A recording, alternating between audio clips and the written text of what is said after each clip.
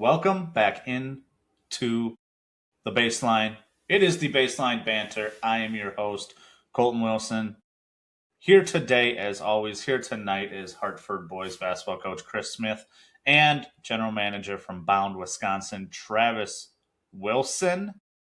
Guys, how are we feeling? How was your weekends? Chris, big 4-0. Happy birthday yesterday.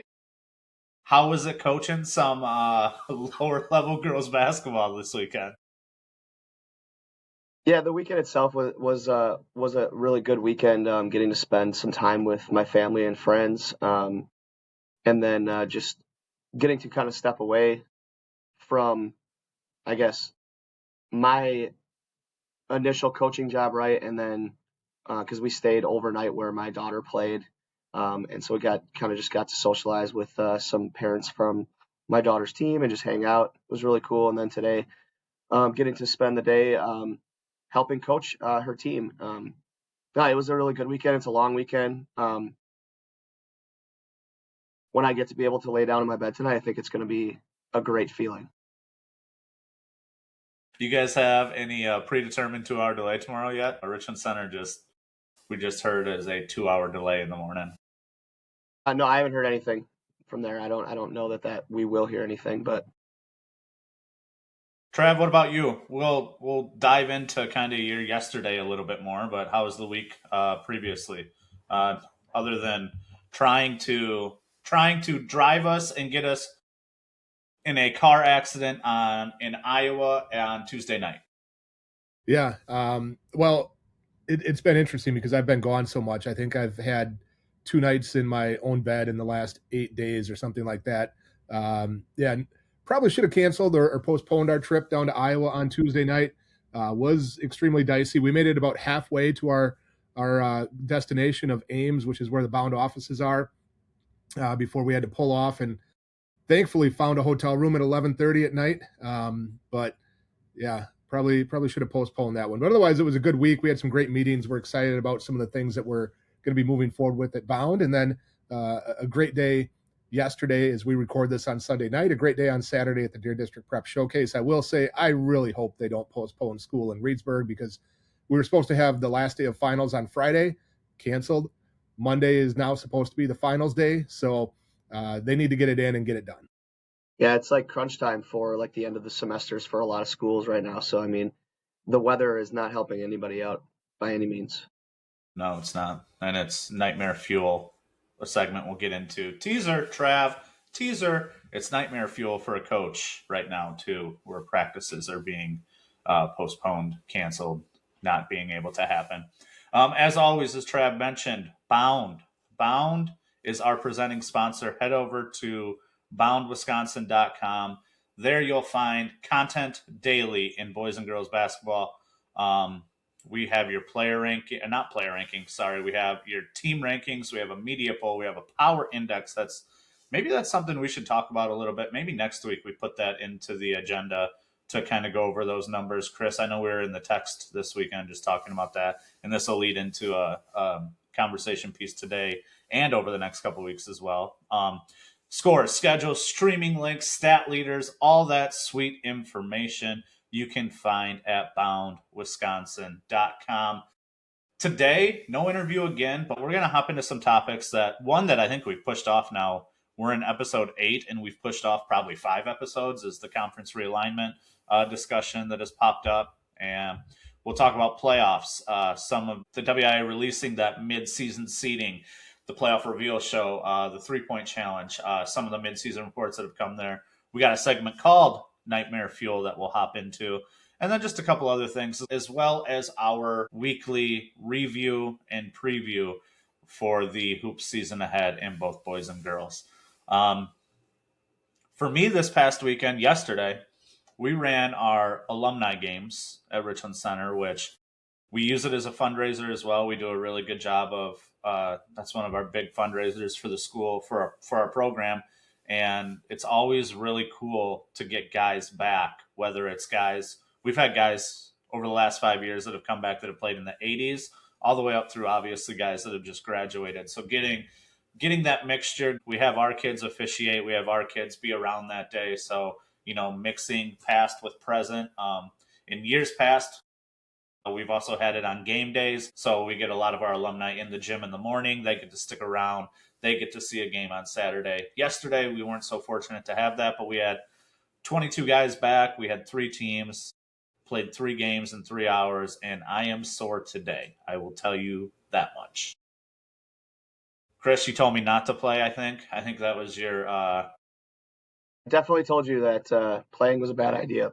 okay. Once you hit a level of being out of shape, it's just there's nothing positive that comes out of that. Came away injury free as far as everyone, which is great. I got there about an hour early. We had our youth basketball in the morning, and I left that early to head over to the gym just so I could get stretched out, make sure everything was working correctly.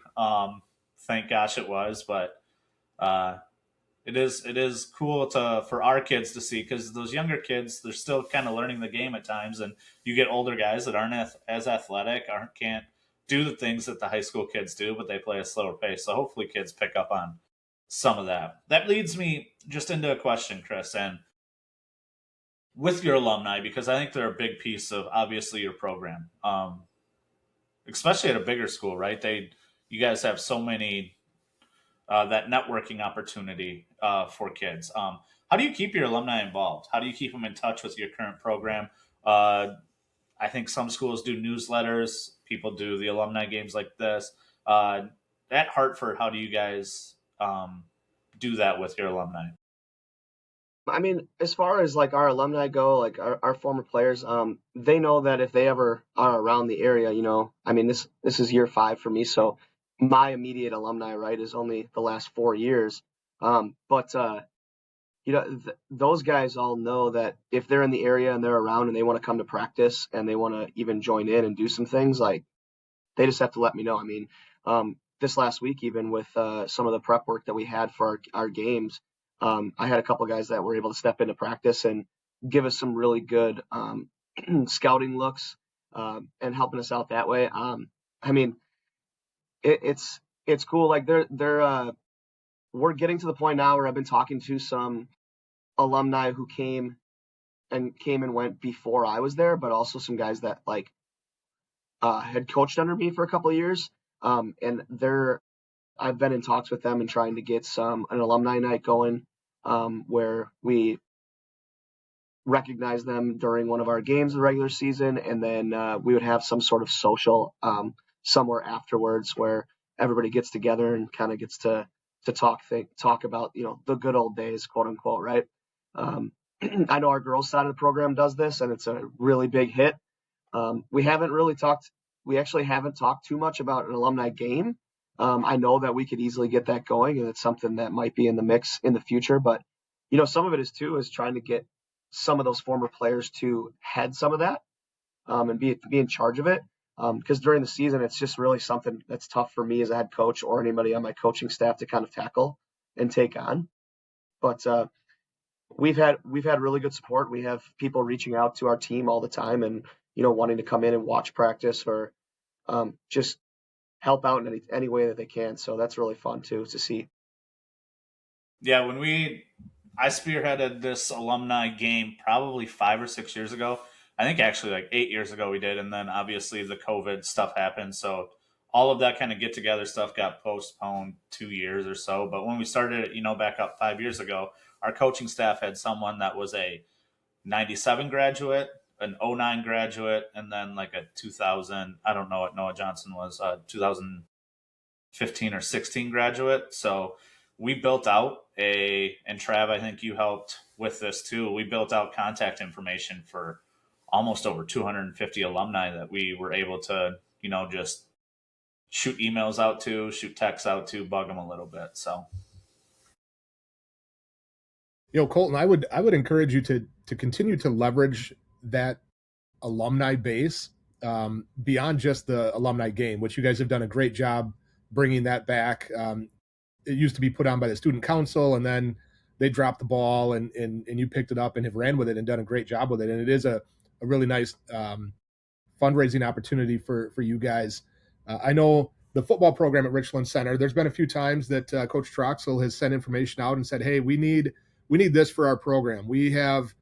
I can't remember what it was. We have new pants that we need, and we need to order 10 new pairs of pants because we have more kids or whatever it might be. He sent out messages to those that alumni group and said, "Hey, can you help?" And people have stepped up and done it. I've kind of taken the lead on a couple of those and said, "Hey, I'm going to donate $100 towards this. Who's gonna be with me?" And tagged and pinged and poked certain people to get them involved. So I would encourage you and anybody out there, please lean on your alumni group. That is a great opportunity, even if they're not in your community. If you need something in your program, they will be among the first that will step up and help. Obviously, the parents in your program are the most invested, but if you need $1,000 for a huddle license, which is more than that, obviously, but just as an example, or whatever it might be, I mean, you might be surprised at how quickly you can get that kind of thing done by leveraging that alumni base. And if you can keep them engaged, obviously, multiple times throughout the year, whether it's a newsletter or just hey, here's how our season is going, or those kinds of things, a Facebook group, whatever it is, that can be a real positive opportunity within your programs.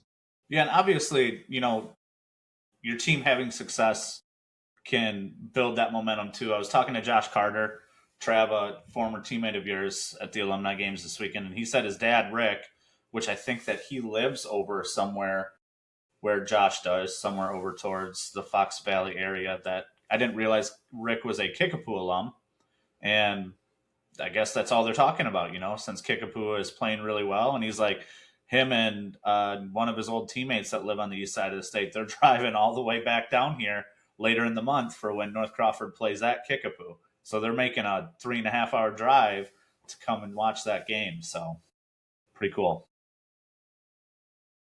Let's hop right into Trav. Give us a little review from the Deer District. It was an awesome event. Didn't get to see much of the games live as I was busy draining threes and setting illegal screens, but had some really good traction there socially. Had some really good games and some really good individual performances. What were the biggest things? Give us a kind of a rundown of the games, and then let's talk about some of the players and teams that really caught your eye.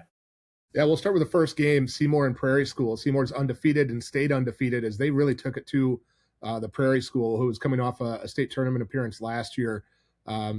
Seymour looked really good, and obviously a pretty significant blowout right away, which is not the way you want to start the day. Last year, we started it with a buzzer beater. This year, a little bit of a blowout, but impressive performance by Seymour.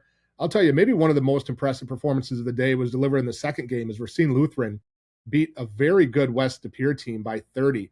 I was extremely impressed with Racine Lutheran. Sam Pitroff is going to do his thing, and he had a really nice day. He had 25 points and actually just shy of his average. But Bryce Austin looked like a high level type player, which he is, and the surrounding cast around them looked extremely good as well.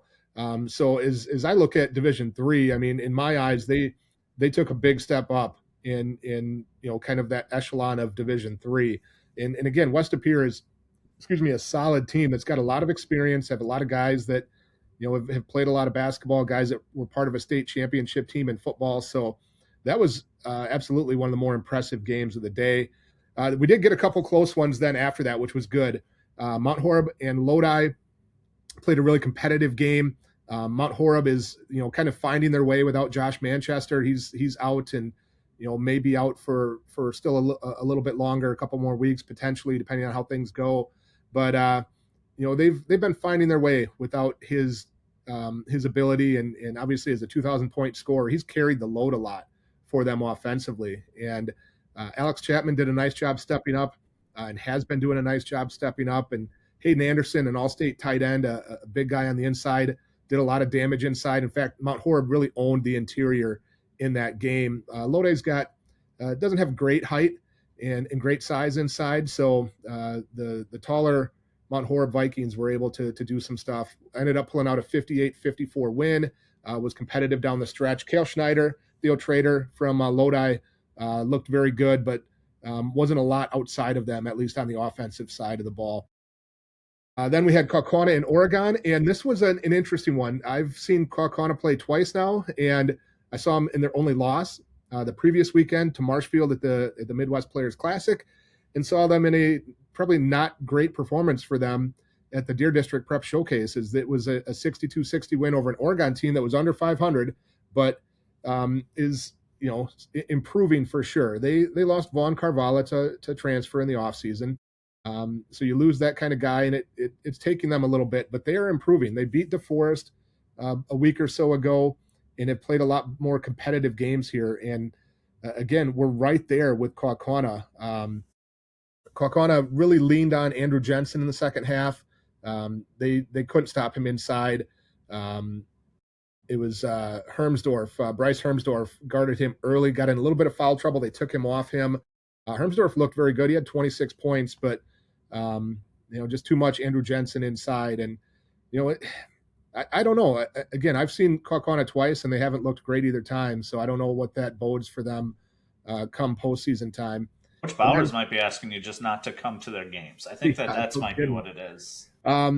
Real premier matchup, Slinger and Freedom, turned into a real dominating performance by Slinger. It was wire to wire that they were very clearly the better team. Obviously, they're a bigger team as well. And having two Division I kids as opposed to just one for Freedom was too much. And in the kind of the other guys for Slinger played really, really well. And it was interesting. I posted on Twitter, and we were texting back and forth in our group as well.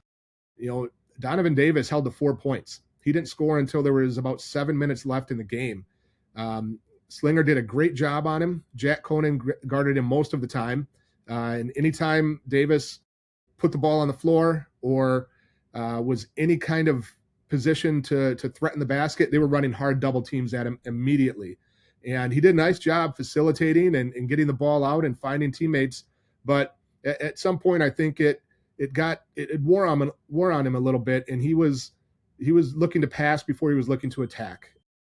When you're playing a good team, you're not going to win a lot of games when your best player is held to 4 points.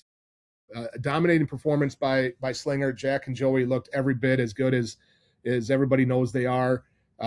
Reef Chambliss from Wisconsin was there. Shaka Smart was there. There was coaches from Iowa there, at least two assistant coaches. I'm not 100% sure if Ben McCollum was there. So there was a pretty good star-studded crowd there to watch that one. And then the nightcap, West Allis Central and Arrowhead. It was a good game for quite a while. In fact, Arrowhead led kind of midway through the first half, and then West Allis Central took over, and it turned into a rout. It was breakout after breakout, whether it was a turnover, a rebound, whatever it might be. And West Allis Central just ran away with things against a very good Arrowhead team. Overall, a really good day of games. Had a few that got a little out of hand more than you would like, but overall, outstanding teams, outstanding games, and really, a great opportunity for those kids and to play in a high-level environment at obviously a premier destination at the Fiserv Forum, and the Bucks do it the right way. So we're really excited that they've continued to ask us to be involved. Yeah, I was able to tune in for a couple of those games, periodically throughout the day. Like you said, I was extremely impressed with Racine Lutheran. Their press and their ball pressure and their rotations just created havoc for West Superior the entire game, and that was a lot of fun to watch. That was definitely a game where I was able to sit there and oh man, I'm going to take a couple notes here about what they're doing and just the way that they flew around and the energy they gave. So that was a really fun game to watch. I know it ended up being extremely lopsided, but just the way that Racine plays was really impressive. Yeah, in that D3 division. Well, first, and before I hop into what I was going to say, big shout out to Zaleski for streaming all those games. I think he does a really good job, and being able to showcase all of those games to a statewide audience was awesome. So yeah, that was great. I mean, you're pushing some of those games were pushing 900 to 1,000 people online at any given time. That was the real deal, and that was so awesome. Yeah, they had cool this year. They were able to connect their stream to the in arena video board, so the video was up on the board the video screen during the game as well. Colton, I'll give a shout out as well to Bound Wisconsin assistant basketball editor Brock Wilson, who was with me all day. Took stats for every game, sat there for however many hours it was, 12 hours or whatever, and helped me out as well. So big shout out to Brock. Did he get out there and get a shot up on the hoop at all? He didn't. He went up and tried to grab the rim at the end of the night, but he gets a kick out of doing that kind of stuff, as you know. Yeah, he does. Obviously, in those games, you got to see three of, at least in our rankings, three of the top teams in Division III, in Seymour, Ralu, and Freedom. Ralu has the route. Freedom struggles. Seymour plays pretty darn well as well. Who differentiated as far as if you're going to look at it and be like, okay, that's the team? Was it Ralu that kind of differentiated itself there? I think so. And I did see Freedom the week before, so I saw them play very well the week before at the Midwest Players Classic. But if Racine Lutheran plays like that, I think that they are at the top or towards the top for sure. If Freedom plays like they did the time I saw them before, they're right up there as well, because they have the X factor that the rest of the division doesn't have, which is a high level Division I player. The other guys for Freedom looked very good in the previous game as well. So they can do some really good things. They share the ball really well. Things kind of bogged down for them in that game against Slinger when Davis got taken away completely. And again, Slinger's a bigger team. They've got some good defenders. They have good length. And so it became a challenge for Freedom to get shots up that, they're probably not going to see that level of talent, height, size, that kind of stuff in the postseason.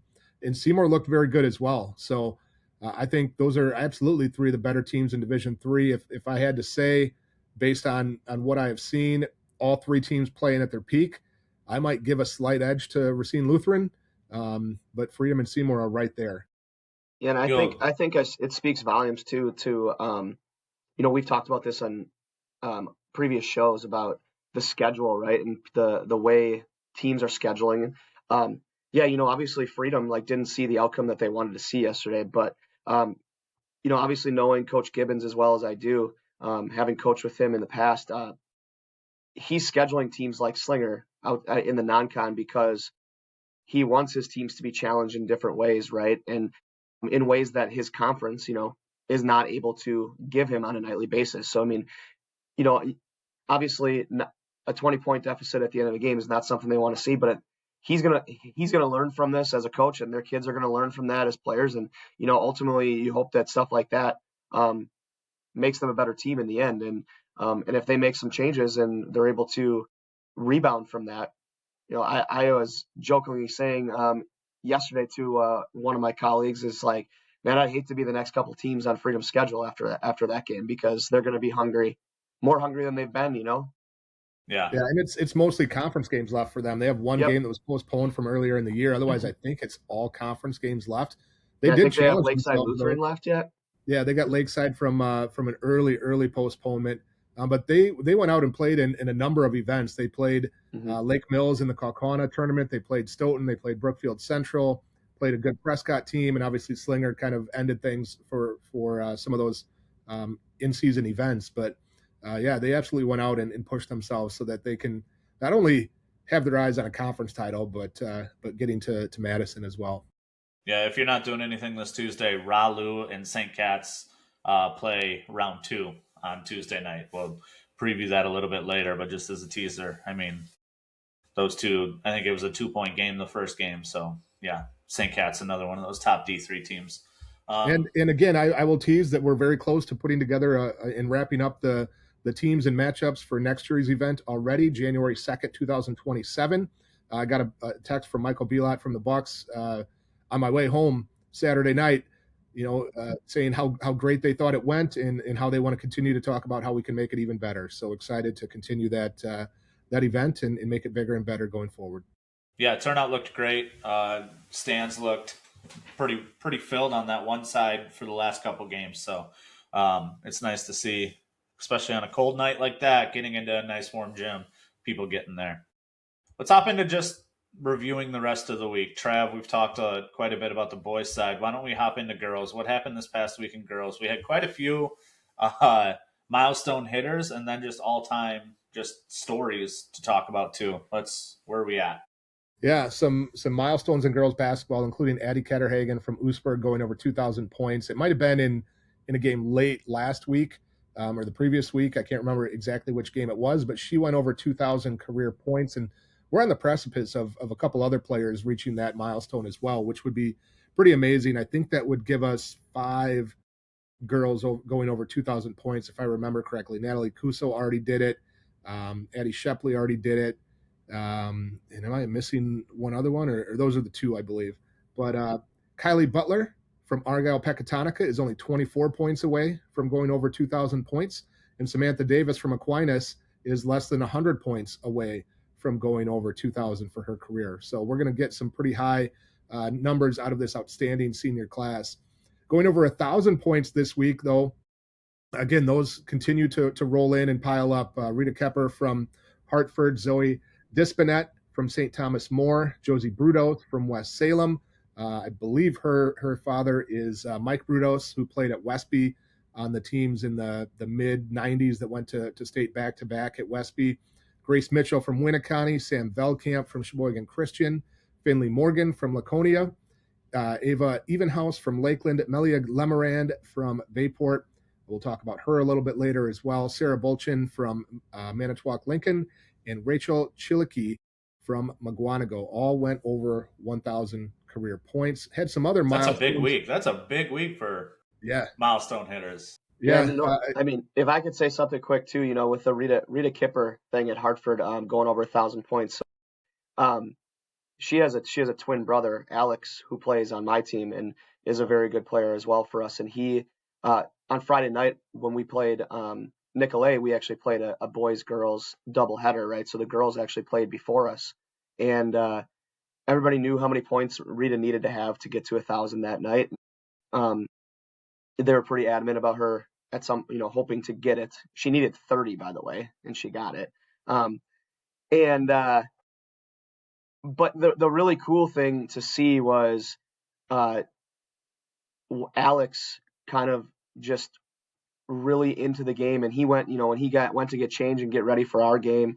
Our guys are always in the back, kind of like stretching, getting ready as the game before us. Usually the JV game is finishing up, but he was really keeping an eye on like how many points she needed yet, and like he is her like biggest supporter and vice versa. So it was really cool to see that brother sister thing, and most likely at some point next year, Alex is going to go over 1,000 points, and she's going to be hopefully able to be there as well, because it's just really cool to see siblings like that support each other and really want to see each other succeed. And then being twins too on top of it is even more special. Yeah. Now, if only he could have done it last night too, gotten to that point. Woo, that twin telepathy that we talked about a couple weeks ago. I know. All right, some other milestones this week. Alana Simpson from La Crosse Central became the school's all-time leading scorer. Now, it was not a great week for La Crosse Central. They lost twice. They were previously undefeated, went down to Aquinas on Tuesday in a close game, and then Saturday got beat pretty handily by Eau Claire Memorial. So they fall from the ranks of the unbeatens that we'll go over a little bit later. Micaiah Litza from Tosa East had her 500th career assist, which is a pretty significant number. There's 500 points and rebounds, and those things are a little more common. 500 assists is pretty hard to get at the high school level. Mercedes Grimm from Reedsville had her 500th career rebound. 2 triple doubles last week that we're aware of, and interestingly enough, both came in losses, which is not necessarily what you would normally expect. Abby Schultz, a sophomore from Cumberland, had a triple double with 10 points, 10 rebounds, and 10 steals, but they lost to Spring Valley 64-48. Maddie Becker from South Milwaukee had a triple-double, 22 points, 13 rebounds, 10 blocks, but they lost to Shorewood. So again, not kind of what you would normally expect to see. It was a big week for Ava Van Vonderen from Kimberly. They had a nice week with a couple impressive wins, and she gave a commitment to Wisconsin as a junior. So we've seen some good momentum with the new head coach there, and it's good to see. We've talked about it. I've talked about it on the podcast we used to do, WSN, for a long time, to a lot of different people. It's been a discussion item just in the basketball community, going back, a number of years, through a couple different coaches, or a few different coaches, of all these outstanding elite girls basketball athletes that were not staying home and playing in Wisconsin or at Wisconsin, but they're making some good headway with Leah Nordine, Addie Shepley, and that senior group now, Ava Van Vonderen. So taking some good steps there. We talked last week that Saturday was really kind of the big day for games, and most of them were non-conference games. Interestingly, none of them were part of some kind of event or showcase or tournament, but some really good games that we got to see on Saturday, including a couple top 5 teams in Division One, as Arrowhead pretty well took it to Wanakee. 67-49 was the score in that one. Natalie Cuso, as you can imagine, had a really good game, and so an impressive performance by Arrowhead. We'll talk more about their week ahead, because you mentioned Tuesday, Colton, with Racine Lutheran and St. Cat's. I hope everyone tunes into the big one on the girls' side on Tuesday that we'll get into a little bit later. 2 TVs. Also, yeah, there you go. Multiple TVs, multiple screens, multiple monitors, whatever it takes. Also on Saturday, Kennemorean Lutheran scored a very nice win over Pewaukee, 69-62. Kimberly, as mentioned, had a good week. They beat Hartford on Saturday, 66-61. Stevens Point took down Hudson, 65-58. Field East downed Verona. And as mentioned, Eau Claire Memorial pretty well took it to La Crosse Central. It was 63-27. So an impressive performance by the Old Abes there at Eau Claire Memorial. Did we have on the girls' side any fallen unbeatens? We did, yeah. So we're down to 8 now. I mentioned La Crosse Central lost twice, in fact. And then also Edgerton lost last week in non-conference game. I believe it was Brookfield East that knocked them off. So down to 8 teams left in Division One that are undefeated. Arrowhead and Tosa East. Spoiler alert, they play on Tuesday. Down none in Division Two, and then in Division Three, you've got Oostburg, Wittenberg, Burnham Wood, and Wisconsin Dells. Partyville in D4, and then down in D5, you have Yaliva Strum and Webster. That was the girls' week. Again, a lot of milestones hit, a lot of really good games that we're getting really good conference games now, but to get those non-cons, on that Saturday, that was a huge slate. We discussed it last week in the preview, and just, seeing it again. Basketball is fun. Chris, can you go over our 1,000-point scores in boys this week? We didn't quite hit that threshold that the girls did, but we still had quite a few. Yeah, there's 7 that we're going to mention here, and some pretty, I would say, popular names that are on the list for sure, of players. Will Sweeney at Appleton North went over 1,000, as well as Xavier Allen from Milwaukee Lutheran. I don't know if I get this right, but Tyler Tudzenko, is that how you say that? I'm not really sure how you say that one. I'm not 1,000% sure, but I think it's Tachenko. Tachenko, that was close, from Pewaukee. Congratulations. Griffin Schultz at Union Grove, Grayson Becker from Altoona, and then Jackson Sholey from Belleville. And I think we missed this one a little bit earlier, right? It was Chris Pohl from Marshfield. So congratulations to those guys going over 1,000 points. We have a couple other accolades that Colton's going to mention here. Before we get to that, Chris, was it you that was telling me at Beaver Dam that the Sweeney family story? Oh, yeah, I'd have to. I mean, it's a confusing story too. Like, I don't even know if I can remember completely how it is. But I think there's 3 or 4 kids, and they all go to different high schools. Correct. Correct. Yeah, it was. Aiden is at Hortonville. Will, yeah, and I was talking to. I think when I heard the story, I was talking to one of the assistants at Hortonville, and he was telling me the story about how they all just wanted to go to different schools, and it was, I don't know, it was just an interesting story that you don't really hear about because, and then they all had very successful careers, obviously. So, could you imagine being parents of a household like that and having to juggle 3 varsity basketball schedules at the same time? That's wild. Our former boss that Colton and I had lives in the Twin Cities and has kids that go to 3 or 4 different schools as well. It's hard to keep up with a senior and a freshman right now that are at the same school, Yeah. that play many of the same sports, let alone kids that are at multiple different schools. But that does speak to, I think, what people don't realize a lot of time is just how much movement and things there are in especially basketball. Mark Miller did a great article.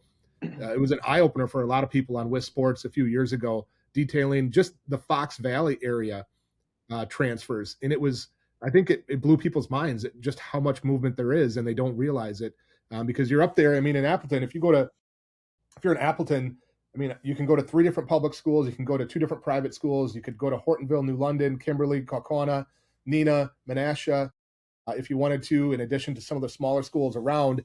And it would be not that much different than some of us that live and grew up in a rural area that, you have to travel sometimes 15 to 20 minutes on a bus to get to your high school. Well, when you can go 15 to 20 minutes and you have 3, 4, 6, 7 different schools you can pick from, it makes it easier, and you understand, gosh, bless it, you understand how there can be a little bit more movement like that.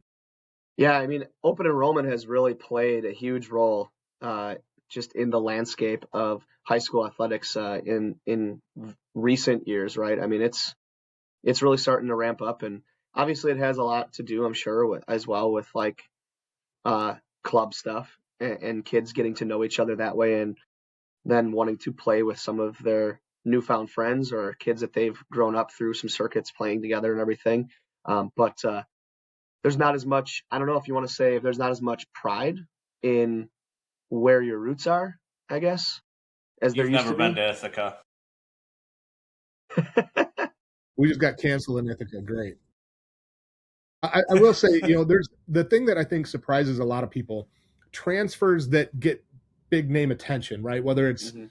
Jalen Johnson transferring to Nicolay, or those kinds of transfers get a lot of the attention, but most of the transfers that happen are either before they get to the varsity level, or maybe Yeah. they're in middle school, or maybe they open enrolled when they were in 4th grade. Like, Mhm. that player movement is actually the biggest factor, and has the most impact. It's not those high profile ones that transfer when they're a sophomore or junior. Yeah. Yeah, that might be a story that we can reach out to one of the kids, maybe get in touch with mom and dad and kind of be able to tell that a little bit better. Because Chris, I think we had talked about that over the summer, and I think it'd be a really fun story to tell. Some other notes from this past week, we had a couple coaching milestones hit. So Tom up in down in Darlington, he hit career win number 200. One of the more prestigious, I think, coaching families like in the state. Is there 4 brothers that are coaching right now? Dad was the longtime coach at Cassville. Tom, Scott, Mark and Mike. Mark, and Mike. And Mike. Yeah. So 4 up and up brothers right now in the coaching ranks. I think that's so. Congratulations to Tom getting career win 200. I'd have to check our records to see where the other brothers are and see what that competition looks like inside the family, because I think their dad had 400 plus while at Cassville. A lot of wins in that family. I just talked to Dennis the other day. Next time I talk to him, I'll have to ask him if they have a tracker, like in the family group chat or something, that compares everybody. If there's if whoever's on top at Christmas, like, gets to pick where they sleep at when they come back, or where they sit at the table or something like that. Well, and if he tells you that they don't keep track of that, he's lying for sure. Because you're not that competitive of a person, and have all of your brothers coaching and not keep track of who's winning that little contest. Agreed. And a lot of at least 3 of the brothers, I think Mark is Darlington girls, correct? But the other 3 are at Royal, Potosi, and Darlington boys. I'd have to get clarification. That sounds right. But there's three boys coaches that are Potosi, Cassville, Darlington, and Royal. Those are all relatively, similar sized schools, so they've got to be playing each other quite a bit, you would think. I don't think Mark. I don't think Mark coaches right now. In fact, I think he might be a principal. Okay. Another coaching milestone. Coach Lee Robis up at Nina gets career win 300. Now that's impressive to do up in that area. He's he's coaching in the FBA. That's a tough conference to get wins in yearly. So that speaks to the tenure and just overall consistency that he's had up with the Rockets. And that's just coaching at the high school level. He's got a lot of wins at the collegiate level. He was a coach at UW Fox Valley for a good while and has been at some other places. So that's just high school coaching wins at 300. Yeah. Sam Fate, junior at Catholic Central, just became the school's all-time leading scorer. I think I counted there were 16 games into his junior year, so obviously that record, he'll be a kid that'll likely hit the 2,000 point mark. So that record at Catholic Central is about to go up and be a little bit more unattainable. I did want to just shout out a couple teams / performances that I did see this past week too. Brilliant has been a team in D3 that it's kind of slid under the radar a little bit, but they've gotten wins in the last couple of weeks. They've gotten a win over Roncalli. They played a tough Kiwani team and got a loss there, but then they just knocked off Bonduel from the land of the unbeatens this past week. So Brilliant Lions playing pretty well. They're atop the Eastern Wisconsin standings right now, only undefeated team there. Another one is Mosinee. Mosinee has a win over Brilliant, actually, and they were another team. They've knocked off 1, 2, 3, 4, 5, 6, 7, 8, 9 straight wins, and they knocked off a unbeaten in Marathon this past week, a 16-point wins. Mosinee's playing really well, a team in D3 that is one of those sleeper teams. You got a lot of really that D3 field is pretty deep with regards to pretty quality teams. Lacrosse Central, Trav, we got to see them at the Midwest Players Classic. They did a really good job of defending and dismantling kind of that Little Shoot team. 4 days later, they went to Aquinas and got a big Mississippi Valley win there. And then got a big win over Oconomowoc yesterday too. So Central's playing really well. 2 losses on the year, but there's no Kobe King, there's no Jordan Davis. It's a good, solid, all around team that Coach Fergut has got playing at a high level. Yeah, and a North Shore team that stood out just with a couple of pretty good wins was Whitefish Bay. They got a win over Homestead, and then in the Warhawk Invitational at Germantown, they got a tight win over a really good Beaver Dam team. So just kind of 4 that stood out this week on the boys' side that I wanted to mention. As we get further into this season, teams are going to start. There's going to be 2 things that happen. Either the gap is going to grow in certain conferences to a point of where it's like, I mean, even now there's conferences where you look at and it's teams have 2 to 3 leads going into that second half of conference play. So the conference is almost all but, determined. But then you have others where there's 5 teams within 1 week or within 1 game of each other. So conference races are going to heat up on both the boys and girls side. And we're a week away from February, and I couldn't be more excited. Yeah, a lot of great basketball that is in our near future here, and you just hope that teams continue to either stay healthy or get healthy. You're hitting the time of the season right now where there are some injuries that are lingering and some guys that are missing some time, and hopefully those guys are able to get back. Because it's not always the big name kids that we've talked about that are out injured, like the Manchesters of the world, but there's a lot of really good role players that maybe don't get the cred that they need, that they should. But being a coach and seeing, if you have a kid who's like one of your really good role players that does some little things for you, and it's like you miss them in a big way. So hopefully everybody's getting healthy, and we can see a great stretch run here down to the end of the season. Yeah, it's about time. We talked about that Racine Lutheran team, and they're not completely healthy either. Deanne Brumby is out for them. Not sure when he'll return. Coach Hullum was talking about him, so and they still got some weapons that can come back. Yeah, I mean, you mentioned Colton. You mentioned like Beaver Dam, right? Losing a tough one to Whitefish Bay. I mean, Beaver Dam was without Parker Blank and even another, like I said, a role player, Jackson Ladron, didn't play in that game either. So, Yeah, like, you know, does the outcome change? Who knows? Obviously, we don't know. But I mean, when teams are missing a couple starters in a game like that, makes a big deal. it does, especially in matchups with really good teams where Hmm. your rotation, that physicality, that quickness is probably kicked up just a little bit. Your attention to detail has to be a little bit more. So you get into your rotation a little bit deeper, and that really takes a big effect. Some other guys, I know we have some guys that are back from injury, which is really good. I don't know if he's back yet, but he's on his way back. Alex Robbins at Iola, Scandinavia. Really good prospect there. Really good. I think he's 6'8", big wing, can score. Cash Farrell just came back for Laconia this past a couple weeks ago, and they've rattled off 3 wins since he's been back. So they were 3-8 when he was injured, and 6-8 since he's been back. So, um, nice to have. I mean, he's a 1,000-point scorer, so also really nice to have him back.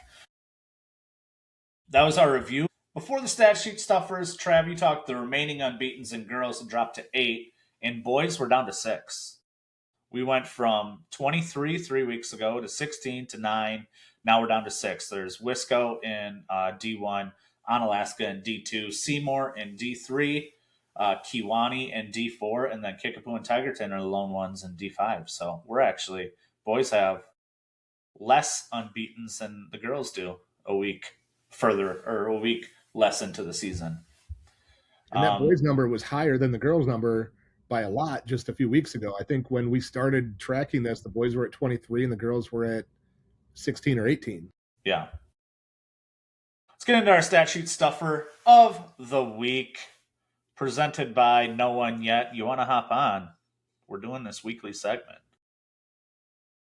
We're gonna go to one of the top juniors in the state, Gonzaga commit, Dooney Johnson out of Milwaukee, in a 86-61 win over Milwaukee King. He had 25 points, 10 rebounds, 10 assists. He got his triple-double, and then defensively he added 6 steals and 5 blocks. So really stuffed the stat sheet in that one. Man, you're really good at saying those words. That was towing the line. A couple things there with Dooney. Number one, hopefully we can keep him in state for his senior year. There was some talk at different times of him potentially leaving. His dad is now the head coach there, so hopefully that will help. And then that win was over Milwaukee King. And think about how the landscape in Milwaukee has changed, where Milwaukee Juno is beating Milwaukee King by 25 points. Things in Milwaukee have changed dramatically over the last few years. COVID really accelerated that. Some legendary coaches moving on in the Milwaukee school district accelerated that. Jim Gaz at Milwaukee King, when Tom Diener left Vincent. There's been some other guys that have been really successful in the city conference and have moved on, and things are a little fractured in that league. We haven't seen, Washington. I mean, we haven't seen that kind of top flight city conference team that's gotten to state or kind of been on that big stage in a while. Yeah, that's very true. Obviously, Milwaukee King would have looked different too if I think their 2 best players transferred out this past year, and Deuce McDuffie and the kid that went to Augustine Prep. I can't place his name off the top of my head right now, but yeah. Stat sheet stuffer on the girls' side, Trav. Mentioned her before, but Malia Lemarand from Bayport in a win over Manitowoc. She had 35 points, 13 rebounds, 5 assists. So an impressive performance by Bayport. They've looked pretty good lately. They're competitive again in that FRCC. So a good performance by her. Let's hop into this topic that we've put off, I think, since week 3. It's conference realignment. It's coming next year, right, Trav? So the conference realignment they're working on right now, just so everyone's clear, is for all sports except for football, and it is for implementation in the 2027-28 season. So not this fall. That is when the new football realignment will take effect, but it is the following year that they're working on right now. A few years ago, the WIA changed that conference realignment process significantly. It used to be handled by one person in their office. Deb Hauser handled it forever. It was a very informal type of thing. At the area meetings in the fall, you got up and you said, I want conference realignment. And then it was a very informal process. So they standardized that process. They have a task force that handles a lot of the work. They split football from all other sports because they felt that football was really the driving factor for conference realignment. They felt that if football was handled separately, that it would reduce the overall number of requests. But I'll be honest with you, as we look over the number of requests that have come in for all sport realignment, I don't think it slowed anything at all, to be quite honest with you. Now, I don't think it's bad to have those two things separated because there are different dynamics in play, but it hasn't changed. If you look at the list of schools that requested realignment for all sports except for football, I mean, there's 20 teams or 20 schools on that list just for this current cycle. So it's going through the process right now. The task force reviews requests that come in. They can vote to advance those to further consideration and final approval at the Board of Control. There's also mechanisms in place to give schools that might be impacted that aren't, maybe I'm not asking for realignment, but one of the teams in my conference is, and they put forward a plan. And so there's an appeal and review process to give all impacted schools an opportunity to be heard in front of that group. And there's some proposals that went through that have been approved by the task force that now are going to the Board of Control, the next meeting in March. One of those is a plan that essentially moves Appleton West out of the FVA, which is very interesting because the FVA people are very proud of their conference and have been resistant to realignment in terms of football and other things in the past. I remember this was early on when I was at WSN, probably around 2009 or 10, going to a meeting at Heidel House in Green Lake. It was a summer WIA meeting, and it was when they were going to combine the FVA and the Wisconsin Valley Conference in football to balance those leagues out. And there was a lot of pushback and a lot of talk about how the FVA was, a very unique situation and whatever else. And Appleton West wants out, which is always interesting too, because East and North are staying in the FVA, while Appleton West, if given final approval, would move to the Bay Conference. So some interesting dynamics there that would make the FVA now a 9-team league and the Bay Conference a 10-team league. So that's one that already has approval from the task force and is waiting final approval from the WI Board of Control, which I would expect given the level of support that it got at the other level. The other one involves some schools down in my area, the Badger, the Rock Valley, and the Capital. And the biggest takeaway is that Portage would move from the Badger to the Capital Conference, a move that they've been working on for quite a while now. They felt like they could not compete in the Badger Conference, so they have won it out for a while. So there was a few different plans and versions of that went for discussion, but the simplest one moves Portage from the Badger to the Capital. So those are already supported by the task force and moving forward to the next level. And then there's a couple others that have been given support by the task force, but are still going through the review process because they've changed and modified them along the way. One of them impacts you, Colton, as it would move Viroqua from the Cooley to the Southwest. Again, there were some other discussions as part of that, but ultimately a fairly straightforward one for 1-0 trade. The Cooley would now be the 6-team odd man out conference, and the SWC becomes 7 teams, which I don't know if that's a ton better than 6 teams, but 2 less non-conference games you would have to fill. And then a pretty significant one down in the Milwaukee area, which has already seen some changes that would impact the Classic 8, the Glacier Trails, Greater Metro, North Shore, Milwaukee City Conference, and Southeast. I won't go through all of the details on it, but a few highlights. It does kind of break up the Milwaukee City Conference, which I think is odd.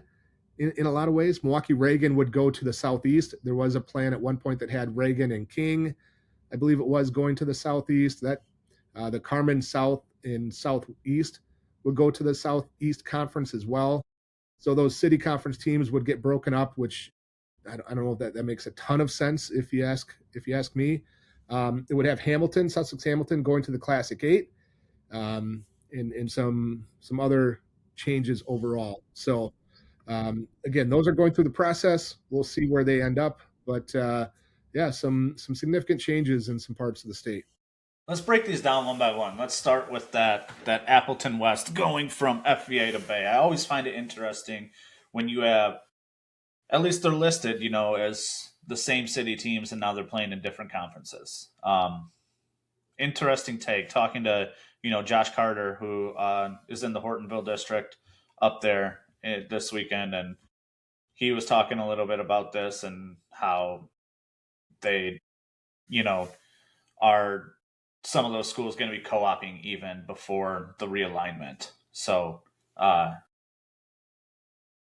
West from FVA to Bay, Chris, any thoughts? So I mean, you bring up like the same city like schools, right? And like being in different conferences. For me, I find that really weird. I don't love it. Like it happened now too with like Sheboygan North and Sheboygan South. Was another example. I don't know, man. Like I think I've always been a really big rivalry type guy, and I feel like those, like, I know that the rivalries are a tough thing sometimes as far as competitiveness goes, and whatnot. But I don't know. I don't really love it. I think I don't think it makes much sense to be in a different conference, and unless enrollment says that much different. Well, I think one thing it points to is that it's really hard in those districts with multiple high schools. Mm-hmm. It is really difficult in all sports, and you talk to coaches, and especially in football and some of these other sports, that it's really difficult to be successful in a district with multiple high schools anymore. Yeah. The single district suburban schools like a Hartford or Mugwanago, Muskego, Franklin, Rona, Middleton, like those are the ones that are Bayport and De Pere. Those are the ones that are having the more success, as opposed to the city schools, if you will, or those districts that have multiple high schools. It's just really challenging in those districts. The demographics have changed a lot over the last 5 to 10 years, and it's a difficult situation. You see a lot of coaches, and a lot of coaches talk about, if they're coaching in a district with multiple high schools, that they're always kind of have an eye towards finding a spot that isn't like that. So yeah, I think it's odd as well. I don't know the demographics exactly between West versus East and North, but Appleton West has had good success in a number of different sports in the past. It's back a while, don't get me wrong, but Brian Butch at Appleton West back in the 2000s. Paul Ingen was a very successful football coach at Appleton West, 30 plus years ago. So it does, again, it shows the dynamic and the demographic shift that has happened to where that is now something that those kinds of schools are looking for. Yeah, I mean, I'm sure it's something to do with too, right? Like with kids necessarily just being able to go wherever they want for high school, and they're coming up and they see like, oh, well, like this school that's in the same city as me has been having more success at my sport. Well, I want to go to that school then because I want to be successful, right? And so like I feel like that does play a role in it too. Maybe you have a school that like, oh, I'm coming up in that feeder system, right? But they've been really unsuccessful lately in my sport. Well, I'm just not thrilled to go there, and I'm going to choose somewhere else to go to where, like you said, like the more rural places, like the kids don't necessarily have as many options open. So it's like you guys had talked about too, inside the Fox Valley, man, there's a million schools in like a 20-mile radius. Yeah. You can pretty much pick and choose a lot of great schools too. Not just from athletics standpoint, but from academics as well. You mentioned that I don't know if it's the case as much, but there are a lot of cases where there's multiple schools in the same district or in the same city, and one school will be, really well known or really, successful in one sport, the other school is successful in a different sport, and the kids, because they have that option to move back and forth, like the baseball kids will kind of gravitate towards one of them, or the Yeah. basketball kids will gravitate towards the other one. And it's hard to have success sustained across, multiple sports because they're kind of, leaning towards one or the other. Yeah, Yeah. it's an interesting dynamic because, I mean, when you're looking at us from a school district standpoint, right? Like that's just administratively, you're probably, I don't know. I mean, I wonder what the thought process there is there with that, with people trying to, oh, what can we do to make this school more exciting, right, or enticing for kids to come and or stay inside of like where their like home school is technically, right? I don't know. I don't know what things are being done inside of a district to like level the playing field a little bit more for all that stuff, or if they even care. Well, I don't know. I think a number of those districts, Madison is big on this, that they try to have equity between their athletic programs and their schools. That, a couple of years ago, they put turf fields in a couple of the Madison public schools for their football fields, and one of the big things they wanted to have was equity between their facilities and things of that nature. There's, the Appleton schools all have turf as well, and you're right. I think there are some places, and it's harder now because it's so widespread in social media and everything else. But you go back 10 to 15 years when open enrollment wasn't as big of a deal. There were some schools that really, leaned heavily into it and promoted themselves and pushed it and did all those things to make themselves attractive as a school for people to either move into or transfer into or open enroll into. And there were some that were kind of behind when that started. And I think now I think people understand the importance of, a school information director type position or PR type position or media position, however it's labeled or organized, because there's so many dollars moving in and out with open enrollment and transfers. I don't know what the state aid per pupil is anymore, but it's thousands of dollars for every kid that goes in or out. And for a lot of schools, it either makes or breaks, what they can do. There's schools that have significant open enrollment in that essentially allows them to do a lot of things that otherwise they couldn't. And then there's a lot of districts that are hurt significantly by that open enrollment because they lose a lot of money. But obviously they have fewer kids as well. So it's an ever evolving dynamic. Yeah, we see those rural number or those enrollment and transfer and open enroll numbers.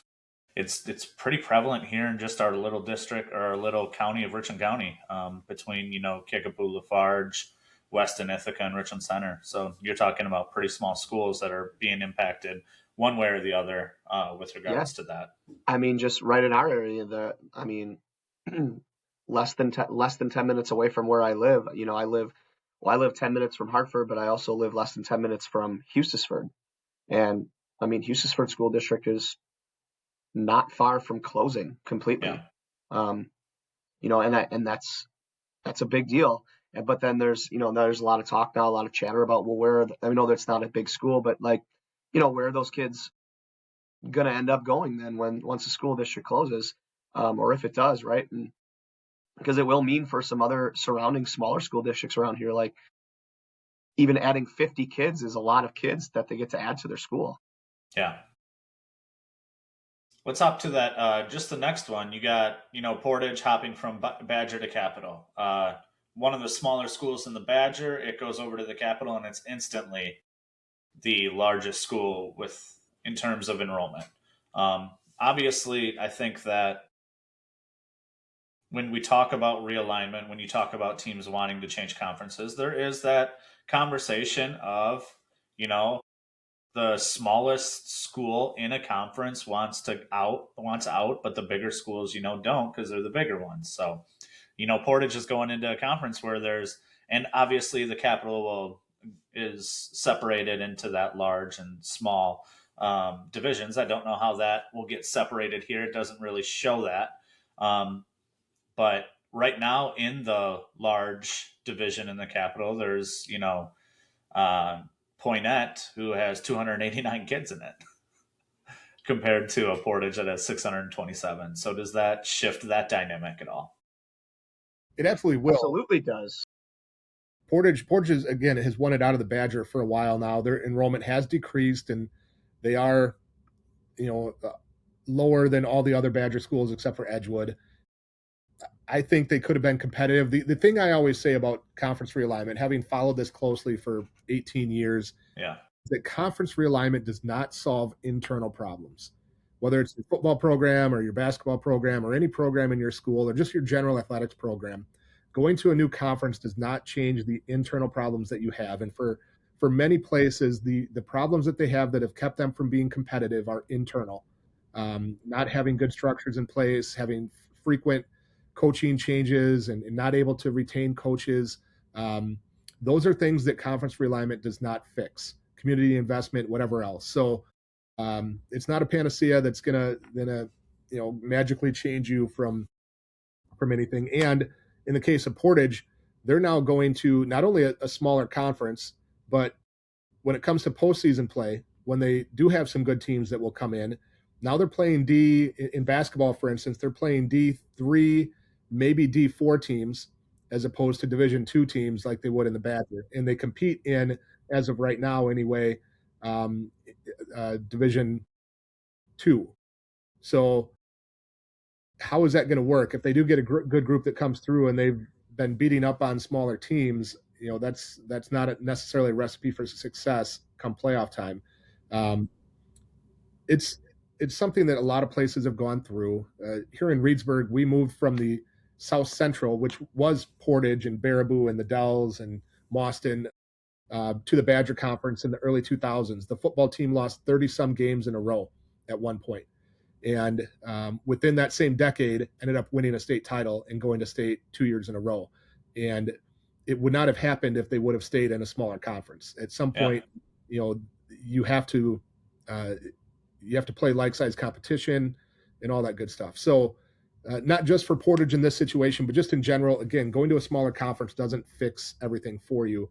In the Capital, though, they are the largest. And again, depending on how they split that league, they're over twice as big as a number of the teams in that league that will probably stay in the small, I assume. The Belleville, Cambridge, Marshall, Poynette, Waterloo, Heights. But I mean, there's somebody that's going to be in the low 300s that's going to be playing against Portage. That's right now anyway 627. So if I were to predict, Waupun came in this year into the north side of it, and I would imagine that Poynette gets bumped to that south division with those smaller schools, and then the Portage would be with the larger ones. If I were to predict it. Portage is going to compete favorably with Lake Mills, Lakeside, Lodi. Like those programs in general are in a good spot that Portage isn't going to come in and run roughshod over that league.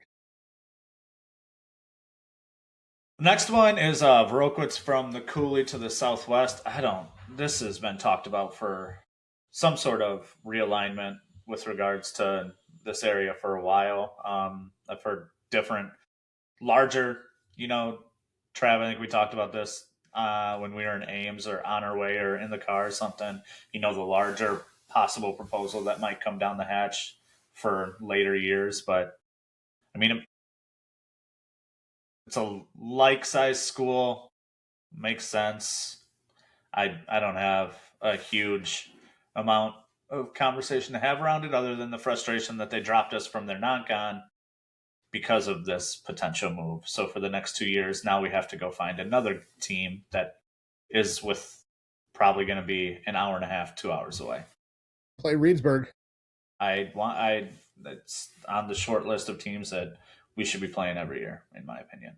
Viroqua for many years was in the same conference as Richland Center and some of these other schools. So it's in Prairie du Chien. So it's not a significant change. No. It is interesting of what it kickstarts for some of those other conferences down the road. There was talk during the football season that some of those Cooley Conference schools were not pleased to have West Salem and Aquinas in their league in football. And, West Salem is darn near a suburb of La Crosse and has some advantages that comes with. They're also bigger than Viroqua by a decent amount, and those teams not wanting to play a West Salem or an Aquinas in football. Aquinas is not in that league for basketball or the other sports, but I wonder how much that played into it. But again, I think it makes sense, and it doesn't change anything drastically, other than maybe for like a Lancaster or a Platteville, it's maybe not a great drive, or Would mean Dodgeville for that matter. Would mean 2 less non-con staff to schedule. So RAD is hooting and hollering at that. For you guys, yes, it's 2 more non-cons for those other Cooley Conference teams, though. So the burden just shifts. It didn't. Yeah, correct. Fix that part of it. The next one is that Milwaukee area one. Just of note, Sussex to the Classic 8. Grafton to the Glacier Trails. Franklin to the Greater Metro. Oak Creek to the Greater Metro. Marquette was already in the Greater Metro. And then North Shore, where you are at, Coach Smith, Germantown would be the one that comes in. And then the Southeast, you have the Carmen South and Carmen Southeast. Germantown and Menominee Falls, right? That comes into the North Shore. Yep. Yeah, I mean, for me, like personally, right? It makes our conference just even more of an absolute gauntlet every single night. Yeah, it does. Two really good competitive programs coming into the North Shore, and I'm interested. I don't know, because I had heard in the through the grapevine, right, the last couple of years, when the first realignment happened with losing West Bend East and West Bend West and Port. Grafton was like adamant, because initially Grafton was supposed to potentially be going with them, and then Grafton was like, no, we want to stay in the North Shore.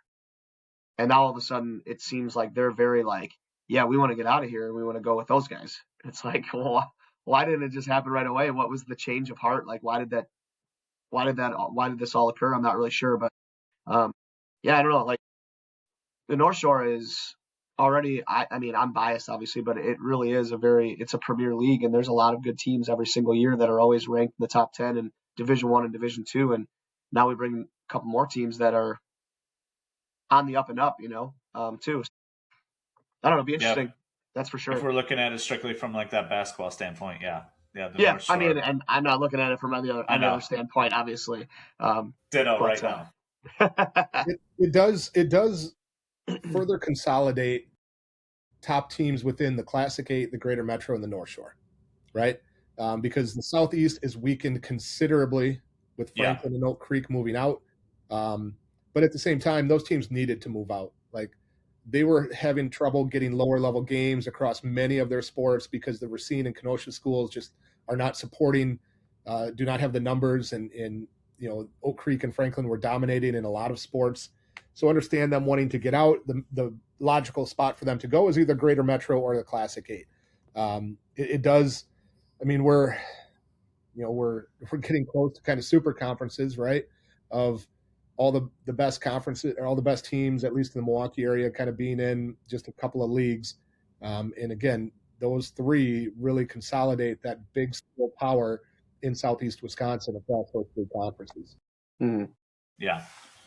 Trav, you briefly touched on this, but the biggest one, I think, is those Milwaukee schools going into that Southeast, like Carmen South and Southeast. I'm not exactly sure how the sports and enrollment kind of divvy up between those Carmen schools, because they all, if you look at their site, they all have the same.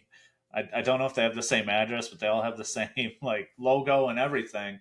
And I think Carmen South and Southeast is, co-opt with Pulaski and pert near every sport, if not every sport. So, yeah, it doesn't make sense to me that they would break up the city conference schools. They have some unique challenges that I think it makes sense for them to be together to face those unique challenges.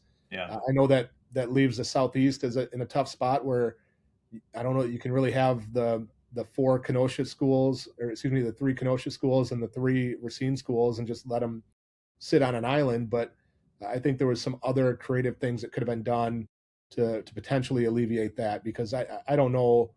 I don't even know all the sports that South and Southeast offer, if it matches up with the Southeast Conference. Reagan has been successful, and they're in a little better spot overall than some of the other city teams. But again, the dynamics in the city conference have changed so drastically. Enrollments are Yeah. changing constantly, all the time. I mean, Milwaukee, Washington, they're D3 now, right, for basketball? Or they're close if they're not. I can't remember if they are, but um, some of those enrollments in the city conference, they have moved kids around and opened new buildings and closed buildings to the point where it's hard to keep up with who's who's in a good spot and who's not. So I think it would just make more sense to keep those schools together. Yeah. Conference realignment is going to continue to, I think, be a talking point over, I mean, almost year after year. Trav, do you know the cycle that it is as far as like proposals, So it's acceptances, every 2 denials? years for all sport except for football. So right now we are in kind of the plan and request phase, Okay. and then the next year is the implementation phase, and then it's another plan and request phase, and then implementation phase. So it's a 2 year cycle. Football only realignment is a 2 year cycle as well. Right now they are opposite schedules. So again, we have a new implementation of football in 26, while the other sports are in the planning phase, and then they switch. The football coaches, I think, would like to have a little bit more continuity in Yeah. what's going on, and have talked about requesting a 4 year cycle. The problem with that is that the dynamics change in football programs so greatly. We already have teams dropping out of cycle, either dropping their program or moving to 8 player when it's out of the normal cycle. Um, that it would be much easier for those programs that are in a good spot, or the conferences that are in a good spot, but for the teams that are in a bad spot and unsure of if they're going to have 12 or 18 kids in a given year, like it puts that in a tougher spot. So um, there's no great fix to it. If there was, then somebody would be making a lot of money by offering this fix. But as you said, it always comes down to everybody wants to have the best situation they can. As my friend Matt Hensler from Badger High School has said a few times, if you could put together a plan where every team is the biggest in their conference and every team has the shortest amount of travel, that would be what everybody is looking for, and that would be the perfect situation. It doesn't exist, so we're always going to have this never-ending cycle of realignment, and it's just a matter of you know how do you handle it. And I think the WI has improved that process. As I said, it used to be just one person that just kind of got raked over the coals over and over with it, but now it's gotten to the point that I think you know nobody wants to say no. So when schools come in and they tell you that they have to change and they need this, and nobody wants to be the bad person, and a lot of those people have relationships with the administrators and the athletic directors, and it's hard to say no. So, you get 3 schools in Southeast Wisconsin that want to change, and all of a sudden you got 8 conferences that get blown up as a possibility. So, um, that's why you kind of have to look at it from a macro perspective, right? Because everybody looks at it from their own perspective. Again, everybody wants their own best situation. So you've got to have kind of that third party macro viewpoint to really come up with what is best. Because no matter what you do, there are going to be people disadvantaged. There is, whether it's because you only have 6 teams in your conference and that's really hard, or because you are the smallest team in your conference, or you're in a down cycle with your program right now and you're just struggling. Um, Again, internally has to be addressed to get improvement before anything else. But so many schools look for what they view as a quicker fix or an easier fix and just find a different home, as opposed to repairing what's inside. Yep. So that's going to be something that we'll keep tabs on, especially as the process and uh, stuff gets approved and whatnot moving forward. Let's hop into this next topic. WIA midseason release of seedings is coming out this weekend for girls, next weekend for boys. I believe what it requires, right, is all scores and whatnot need to be in on their site so the formula can correct it. It's a talking point, right? And it I guess it shows as a measuring stick of where you are within your sectional seating process. Coach Smith, what do you make of it? I mean, you're probably already looking at where you stack up within your seating. I know that me and our coaching staff has already kind of talked about that and what needs to happen. So Yeah, I mean, I'm an advocate of it because I think it's important to kind of know where you're at, right? And for us not knowing how everything is weighted with the formula, so where we can't really have we can't really have too good of an idea sometimes, right, about like where you actually sit. yeah. And when things are tight in certain spots inside of sectionals and everything, like it's really hard to predict those types of things. So I love it. I think it's great. I would be even more in favor of them doing it more often than mid season. Just because why not? Because it gives one more thing for guys like us to talk about. It gives another thing to create some buzz across the state, people to chatter about who are fans of it. And obviously there's positive and negatives with all that chatter, but I mean, it's good to have those talking points and being able to kind of prepare. For me, for a coaching standpoint, like who do I need to start looking at getting film of type thing. So there's a lot of pros to this, right? Like you get to kind of see where you're stacked up. Some negatives or some cons, maybe not negatives, but some hurdles that I see is our coach is going to have all their information in and be correct in a timely manner. Because if they don't, that affects everything. That affects. I've looked at, as we all have looked at information, and we pour over the WIA site consistently. There are boys basketball teams that have 4 total games in their in the WIA system right now and 2 results, 2 actual game scores, and they have played 10 plus games. There's not a chance that those are all going to get tracked down as much as they would like them to, and everything else. So the vast majority will be in. I mean, 95% will probably be in. It'll be pretty accurate, but they have a hard time finding all of those scores at the end of the regular season. Like they spend a day or two at the end chasing down that information. I think there could be some things done to stay on top of that a little bit more during the course of the year. There's kind of the carrot or stick as well. Like you could put some measures in place that if this doesn't happen, then here's what happens. What does that look like? It could look like a lot of things. It could look like a lot of things. It could look like, I mean, they have something. I thought that you lose the coaching box in the playoffs if something happens. I mean, you could do that. You could lose a playoff, or you could lose a home game if you don't have information in. You could not be eligible. Like those are all things that could be, for lack of a word, punishments, right? If you're not doing what you're supposed to do. Now, I don't think they want to go to those measures, but correct. Those are things that you could start to do if it really comes down to it. Well, and I think if the WIA wants to do this and they think that there's value in it, right? Well, then, and I'm not trying to take a shot at them at all by any means, but I think that it's part their responsibility to make sure that the schools that aren't putting their contests in, right, that they're reaching out to them and say, hey, you need to get these put in. And I know there's a lot of schools that you gotta contact probably, but you should be able to get a hold of those people who are in admin positions who can do that. Like, I don't not have to always that easy. I understand it's not that easy, but you should be able to get a hold of those people, right? Like I have, and again, like I have it really easy when it comes to stuff like that, just because I haven't been the person who puts in all of my scores on the website. My athletic director is very organized with things like that, and he takes care of a lot of that stuff for me, just knowing that I don't want to take the time to do that, but I will do that. We always talk. We always have a conversation like, are you putting it in or am I putting it in? Yeah. So it's a very easy process. It's simple. It's quick. It takes 2 minutes after a game. In a perfect world, schools would manage it themselves and they wouldn't have to do it, right? Yeah. But for many reasons, there are schools that just are not active and involved like we all think they should be, or like your schools are.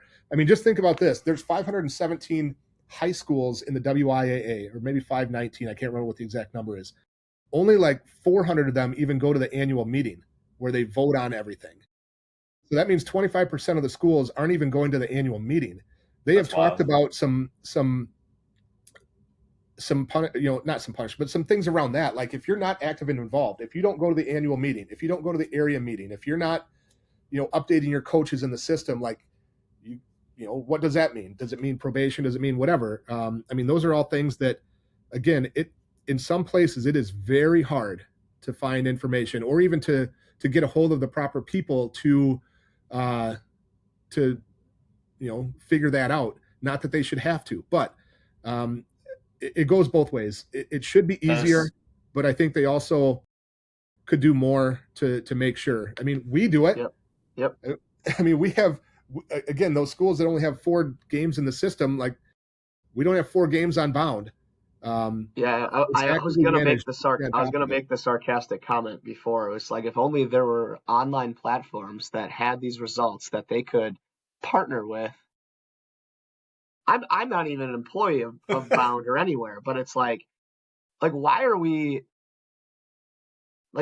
everyone doesn't have to reinvent the wheel all the time, right? Like, hey, look at this website. They already have all these results from everybody in the state. So let's just use them and have it, link it, done. That's been something we have talked about and had conversations with them about and would love to have done for 20 plus years. Yep. That maybe we'll get there someday. I don't know, but as of right now, we're not. But just to clarify what we were talking about as well, previously the WIA did not release their seedings until the very end of the regular season, or actually the week before the regular season ends. Now they are going to do a mid-season release of the seeding. For girls, it will be January 30th. For boys, it will be February 6th. I don't know what format they're going to release it in, if it's going to be by sectional or just by division. I don't know how they're going to format it. But, I've been on the seeding committee for the WIAA that put the seed formula together, that adjusted things. I am no longer on that committee, to my knowledge, after our change. So I don't know all the ins and outs of it, but it was something that we talked about. And Chris, I think you mentioned it earlier. Like, in theory, this is something that could be living as a living update, even. Yes. That it could just be updated as results come in all the time, so you know where you stand. Let's talk about that, because I think that would be awesome. I think you're going to have really savvy coaches that then can kind of, one, possibly figure out, weights and whatnot. And then you would be able to have coaches that, I don't know if work the system is the right wording, but if I have a non-con game that is canceled, and if or postponed, and I'm looking at it and it's a game that I don't necessarily think is a winnable, so to speak, or one that's going to be winnable, I'm going to do my damnedest to put that in that week after the results come out, so it doesn't affect my standing. There are already games that are like that. There are already coaches that schedule, for instance, a really good non-conference game in that week after seeding comes out, because they don't want to have to worry about whether it impacts them or not. Yeah. You mentioned, sorry, go ahead. You can finish, Travis, and then I'll chime in. It's about something different. Colton, you mentioned the weighting, and that information is not publicly available. The components that go into it always have been. So when coaches say, I don't know what's in the formula, you do. You just don't know the weighting of them. And I understand coaches would like to know the weight of them. But the reason that we as a group on that seeding committee and the WI agreed, and there was a number of other coaches that were on that seeding committee, we did not feel like it was in the best interest for coaches to schedule to or avoid certain games or whatever just for a formula. The idea was play your schedule as it is, and then the seeding formula will evaluate where you should be, as a tool to evaluate where you should be. Because there are absolute coaches, and Chris, maybe you're one of them, and that's fine, that would adjust what they do based on what the formula might be. Well, it's already happening.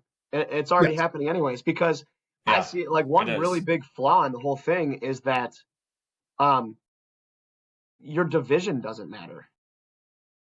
So, in theory, right? Not that this happens this drastically, but you could be an average Division I team and go and play the best Division 5 team and beat them, and that's going to weigh the same as Yeah. it would playing the best Division 1 team. But you're probably, as an average Division 1 team, going to beat that Division 5 team that's really good. And I think Most times, right? And I like think that is crazy to me that hasn't been factored in. There should be some sort of weight with division. I That was a 100% agree. conversation in every single meeting that we had from the very beginning, and every updated meeting that we ever had was a waiting for division.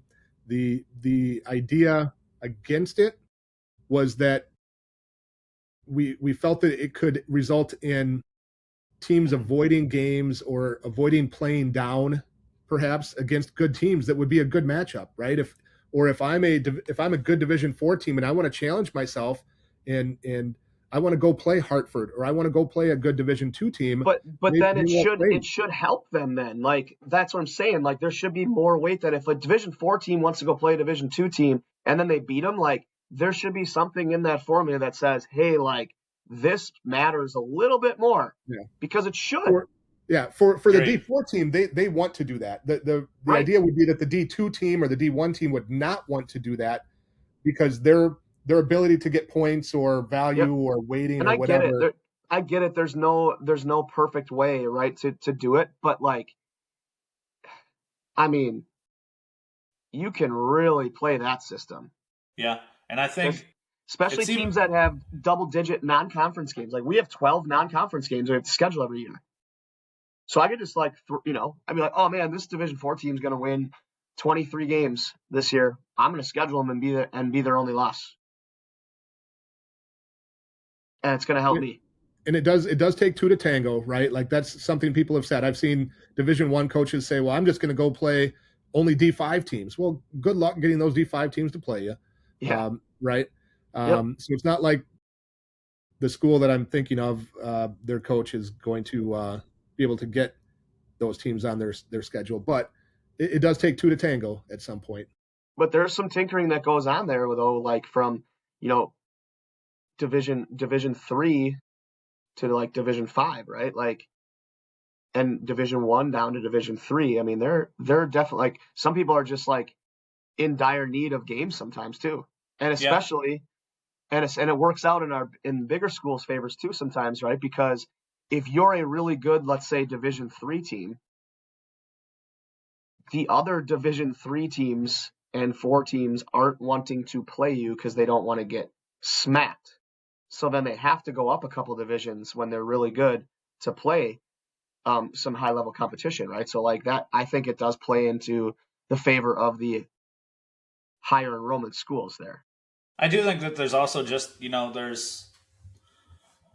there's obviously a difference in where you are as a program year in and year out. Mm-hmm. There's a difference in what your goal might be. Your goal might be a regional championship. Like that might be your team's goal. You don't, a sectional or a state appearance might not be something that is technically within your reach, but a regional championship is. So the way that you schedule and the way that you want your seating to play out and the way that you argue and whatnot is very different year to year, program to program, coach to coach.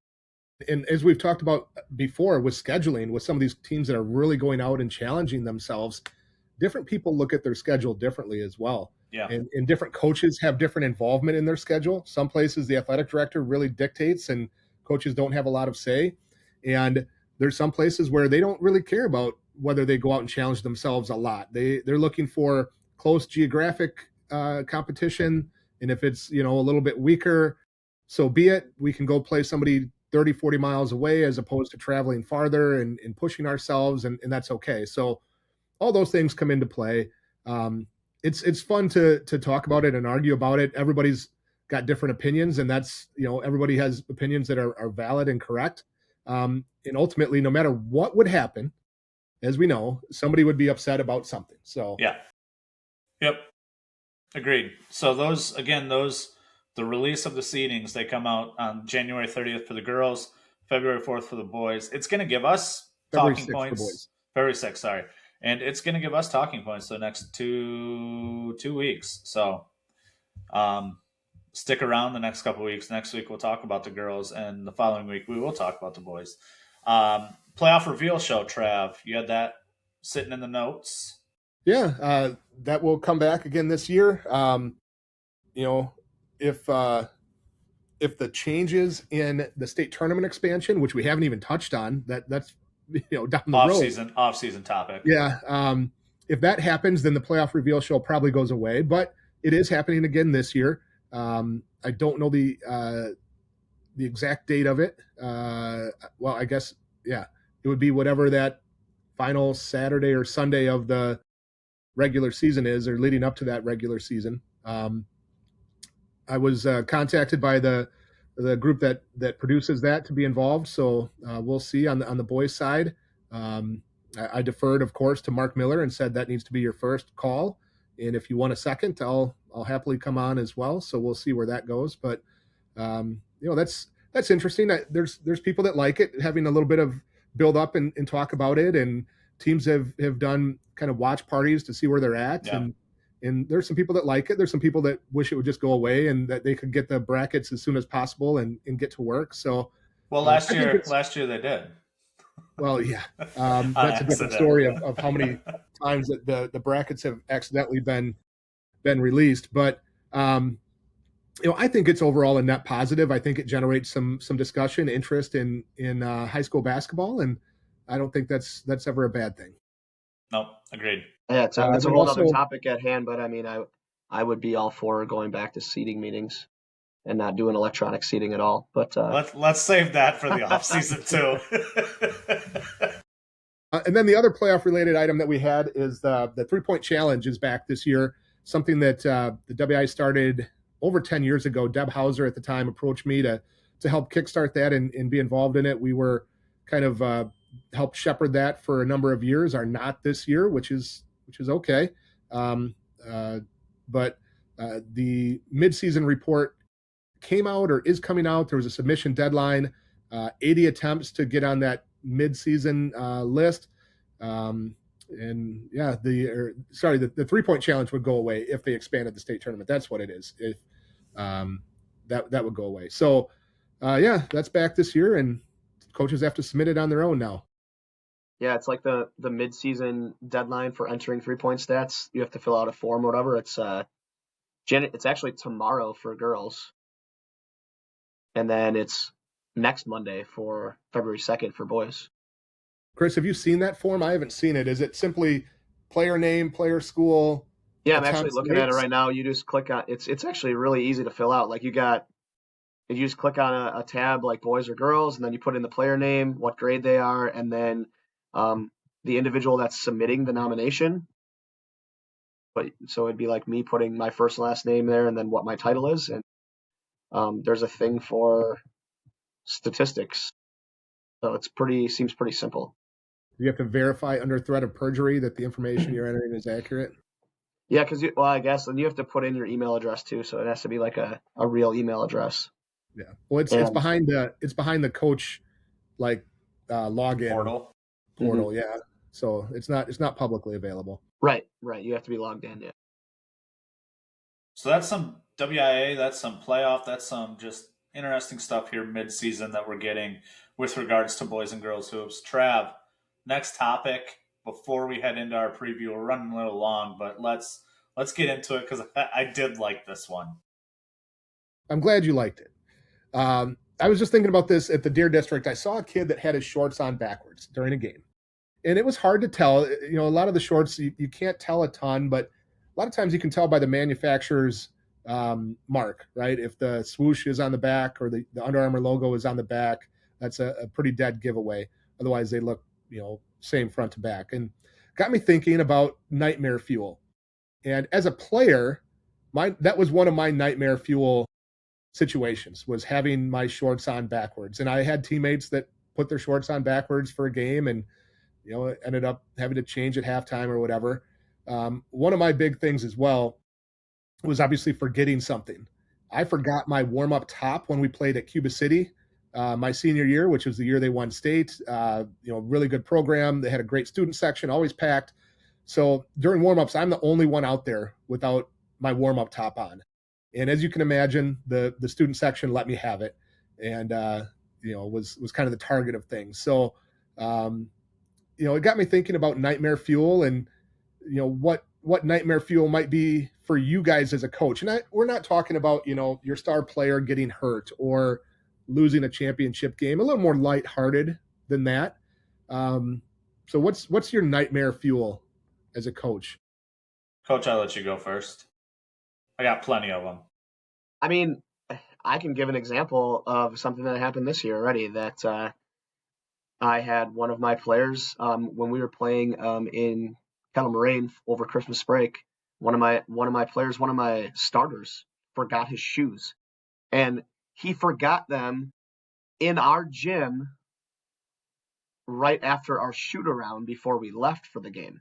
So when we got back from the game, they were actually sitting in our field house on the floor. And we have a few kids that I suit up just to give them the experience of being on the bench. So like they know that playing is very, very far fetched. Well, one of those kids actually ended up giving his shoes to one of our starters, and it wasn't really that big of a deal.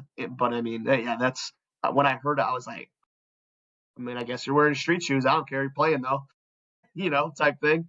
But yeah, like I know as a player for me, man, the biggest thing was always, I can't tell you how many times the night before and the day of I would check my bag to make sure I had everything. It was like the biggest fear ever to like forget a shoe or pack the wrong colored jersey. I mean, for us now, like we have 3 different colored uniforms. So, we have to be very adamant on the road, like whether or not we're wearing black or we're wearing orange.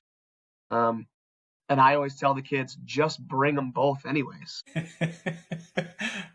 As a player, one of mine, when we were in high school, Trav, we got to wear your jerseys and Rob's jerseys, like all those ones from the on the JV and freshman levels, those ones that are 15 years old, and the shorts were see-through pretty much. So you're bending, you're going to box out on a free throw and everyone can just see everything you got on under your shorts. So it was always okay, I got to wear just straight black on game day today because otherwise they're going to see these cool boxers that I have, and didn't want that to happen.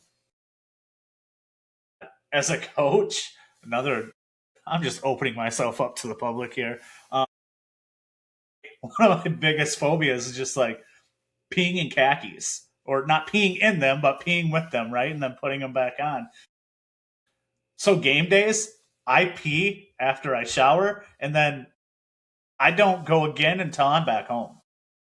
So like when we went to the Vice Serve, it was an 8 or 9 hours in between him. That's weird, man. It is.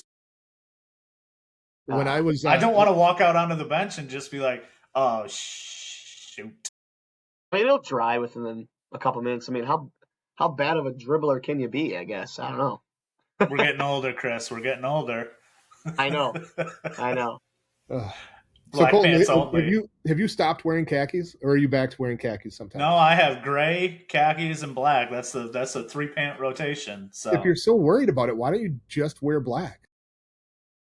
I usually don't pee on anyway, even wearing the black ones. I don't know. It's just maybe now I've Pavloved myself into not being able to do that.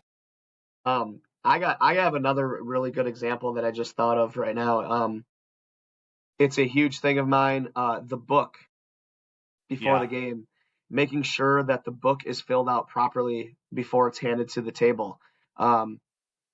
I always write the book out sometime during the day, usually like during my lunch or something like that. I have it and I make sure that I really fill it out, and like I go through numbers and then I go through the names, make sure the name's right, and then I match those all up, and then I count how many kids I have on my roster, and then I will mark my starters, and then I give it to my assistant when he gets to the game that night. And during the JV, I make him check it in front of me. And then before we go out for the game, I always look at him like, book's good, right? He's like, yeah, it's good. It's a little bit like being the ring bearer at a wedding. Like, you got to check your pockets a million times, make sure the ring didn't fall out.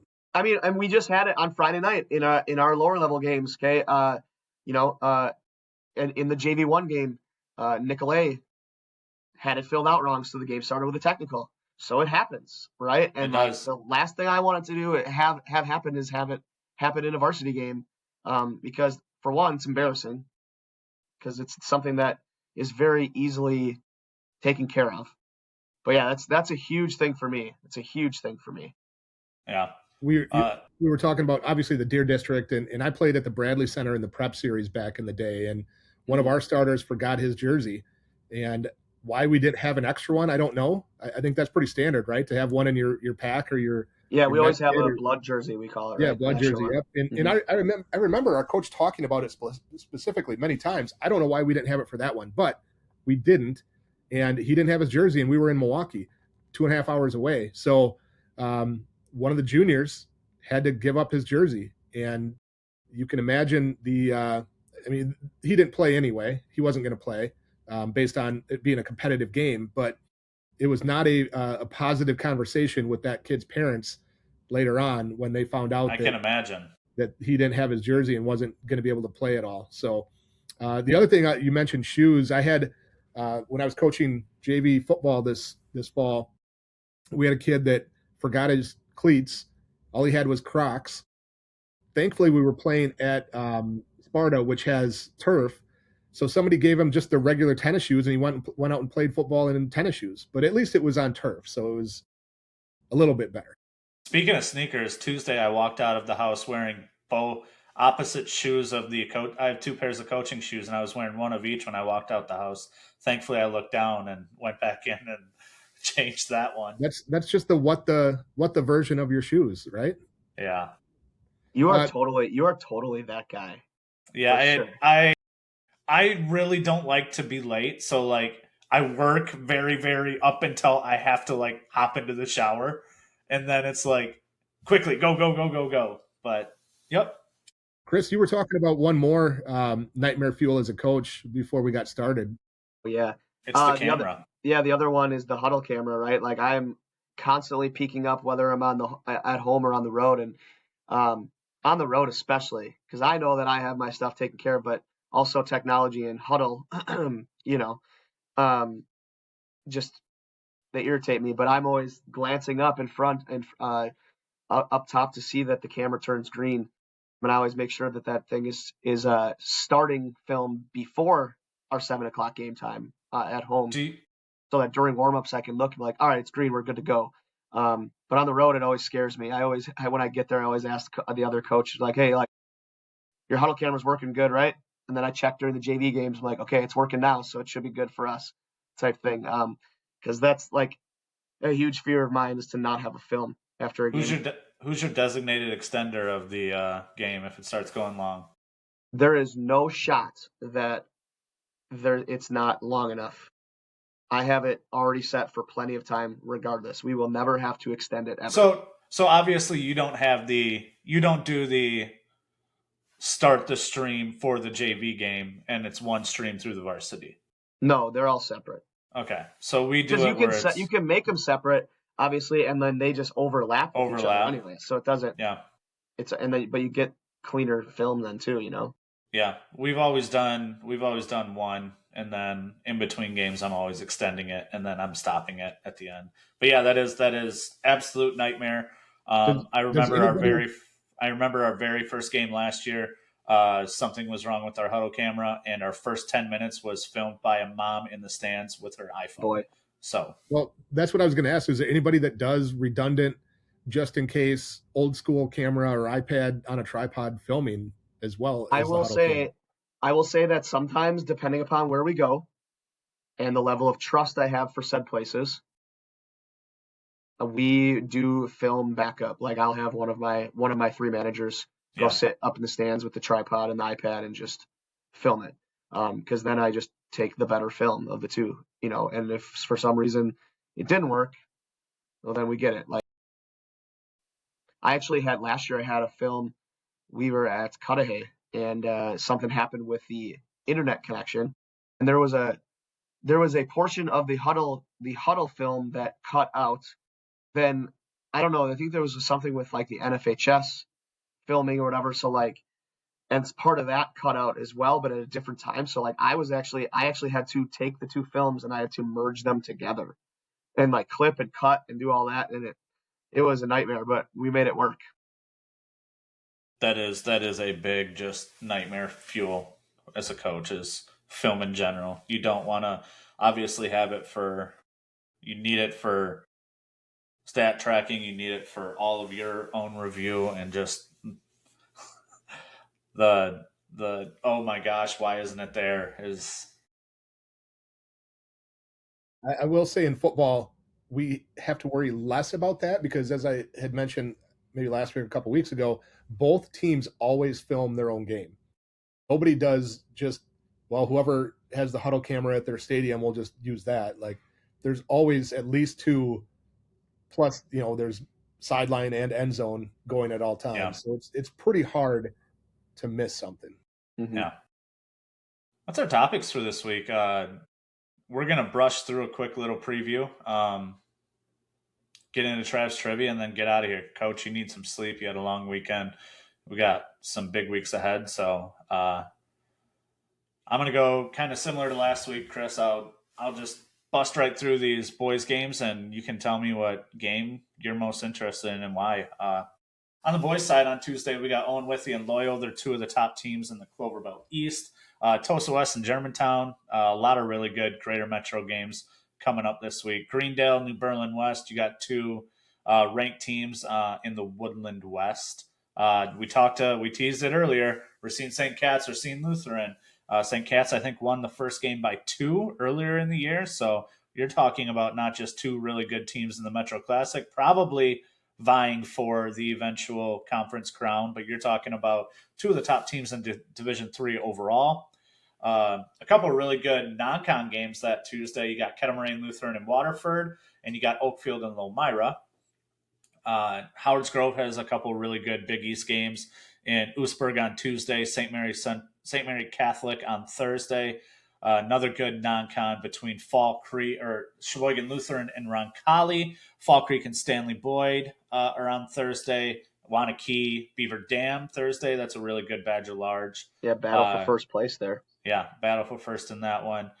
We talked a little bit more about, or we talked on those Greater Metro games, Germantown, Brooks Central Friday. Menominee Falls, who has been playing really, really well lately. Even that Germantown team, they had, a couple losses at the beginning of the year.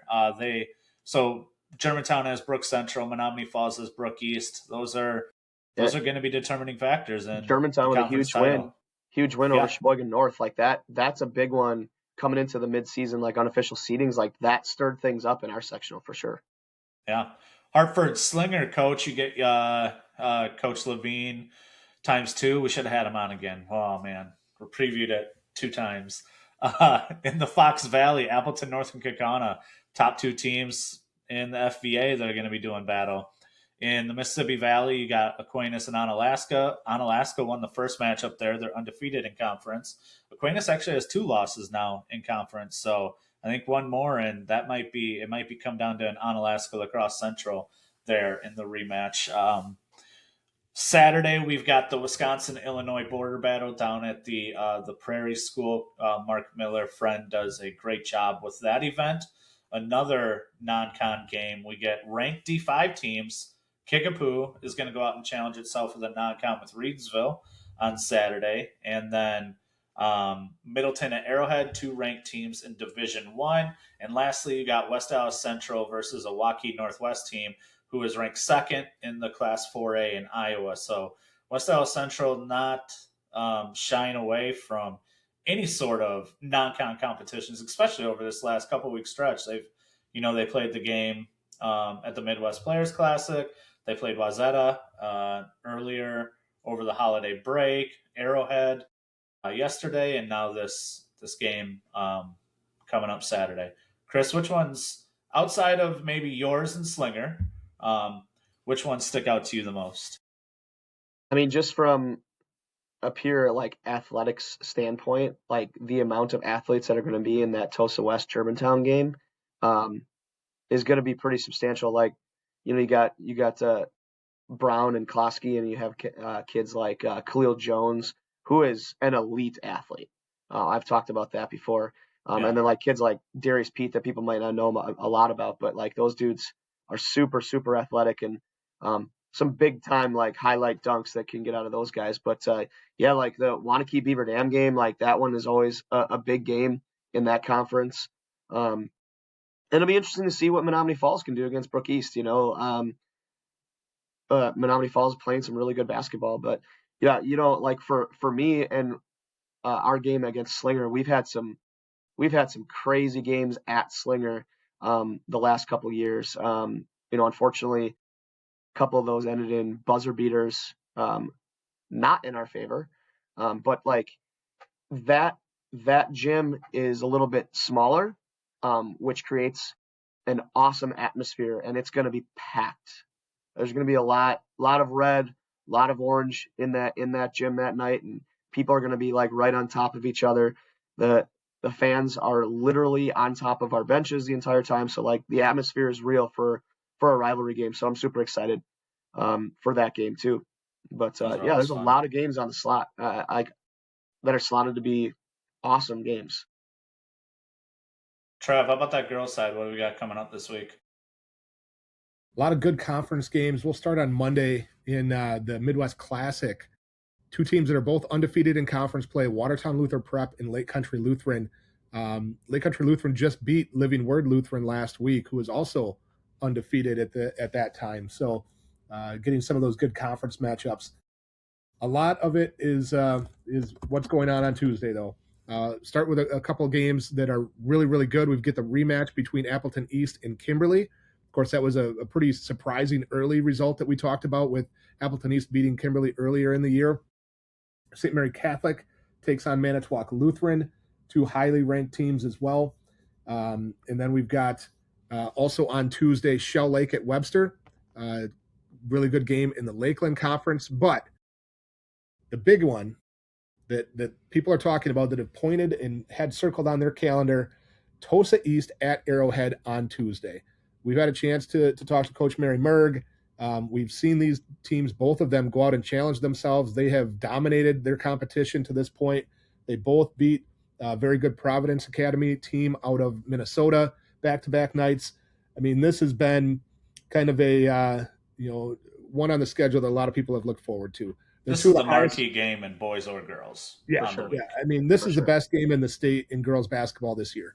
You've got number 1 versus number 2. You could put them in any order. They're both scoring a lot of points. They both have, again, dominated. They both got plenty of talent. Natalie Cuso for Arrowhead, strong Miss Basketball contender going to Minnesota. Tosa East, Micaiah Litza, Emma Close, Ellie Dupre, really strong overall lineup there with multiple college players. So, I mean, that's the one. That's the one that people have been looking forward to. There's still some good games on the schedule this year. Arrowhead, I believe they still have Notre Dame. Oostburg. They have Notre Dame, Kimberly, and Oostburg in non-conference still after this one. So, and they just beat Wanakee, who is in the top 10 in our bound power index. So, it's not over for them or Tosa East in terms of tough competition. But I mean, I just, this is one of the bigger games we've seen in girls basketball in quite a while. Both teams undefeated, state tournament and state championship pedigree, everything you look for. If they were in the same conference, it would be better. It's about the only thing. But I mean, it's as big as it gets in girls hoops this year. So 7:00 at Arrowhead. I imagine it will be well attended and one of those you got to get there early. I can't remember if there's somebody coming in to do a stream on that game or if it's going to be on Arrowhead's streaming, but that's the one that we'll talk about next week in terms of results. It has implications for seeding. It has implications for where things could go for playoffs. It has implications on Miss Basketball. Excuse me. Yep. Just all kinds of stuff. Can't say enough about what we have going on Tuesday in girls basketball and that one between Tosa East and Arrowhead. But there are other games later in the week as well. I think Tuesday is probably the best night overall. Thursday, Edgewood is at Xavier, a non-conference game, but a couple of strong teams in Division II. And then Saturday, Arrowhead plays Notre Dame, as we talked about, in a non-conference game at Arrowhead as well. So, real good week. But I mean, Tosa East at Arrowhead Tuesday night is that marquee game. Yeah. I think over the next couple of weeks too, we're going to be looking at our previews might be more conference based as opposed to game based. Unless we have some good non-con games, we can start looking at these conference races a little more in depth. Games that are going to determine things. Some that might be determined already, but I think maybe over the next couple of weeks, our preview kind of shifts that way, so we can give some give those games to look at from that conference perspective, because there's a lot of fun that's going to be happening over February. Trav, it is Trav's trivia time. Wah wah wah wah. There's your noise effect. Stinger, it's called, but thanks. All right, let's go to last week for Trav's trivia question of the week. First of all, who was the first Mr. Basketball winner ever? And I can't remember if you guys thought that you had this one. I think Chris said you thought you had the Mr. Basketball, maybe. We just had the list up, so. Oh, that's true, yeah. Rick Olson from Madison La Follette, 1982 was the first year Mr. Basketball was presented. Well-known player in state history, of course. And then on the girls' side, who was the first Ms. Basketball winner? And that was Jane Lobenstein from Portage, also in 1982. We spent a lot of time talking about Mr. and Ms. Basketball last week, so our trivia question lined up with those ones. All right, Trav's trivia questions of the week for this week. We talked about the three-point challenge and 3 points in general. So I will ask, what is the record for made three-pointers in a boys WIAA state tournament game? Not necessarily, I mean, if you know the person, it'd be amazing, but just a number. So individual. I think it might be individual, yes, for a boys basketball state tournament game. What do you think the number would be? I have a guess. Throw it out there. I won't tell you whether you're right or wrong, but give me a number. Emmett Konitschke. What's the number? 11. Okay. That's Colton's guess. Let's go to the second. Or Chris, you want to throw one out there? I don't have a guess right now. All right. Let's go to our second Trav's trivia. What is the record for made three-pointers in a girls WIAA state tournament game by an individual? Again, not asking you if you know for sure the player. If you do, great. But what you think the number might be on the girls' side? I have a guess. No, like I don't know that, man. I don't know that the number is double digits. I don't think it is. It's probably like 8 or 9 for the boys' side. I don't know. The girls' side, it could be a little bit different, I guess. All right. That's Trav's trivia. That's Trav's trivia. We'll get those posted out on the socials. Guys, before we sign off, Trav, what do you got coming up this week? Now that you get to stay home for an extended period of time, I think. I get to stay home for a couple of days, and then Saturday I'm going to Green Bay for the Wisconsin Football Coaches Association All-State Banquet. But before that, we have a couple games in Reedsburg on Tuesday. Our team plays, and I'm spacing who we play now. But Saturday we play Lodi in a non-conference game. I know that. So looking forward to seeing them. I got a chance to see them last week. They played very well against Mount Horeb. Will be a tough one for us on Saturday. Smith, we talked about the Slinger game. What else is on your docket for the week? Youth night on Tuesday night against Grafton. It's always a fun. That? It's always a fun event, and a little bit different this year doing it on a Tuesday. But I don't know. It's a good way to get some more people in the gym on a Tuesday night for a basketball game, hopefully. And we've had some really good showings the last couple of years, especially for our youth night. So it's always an exciting time.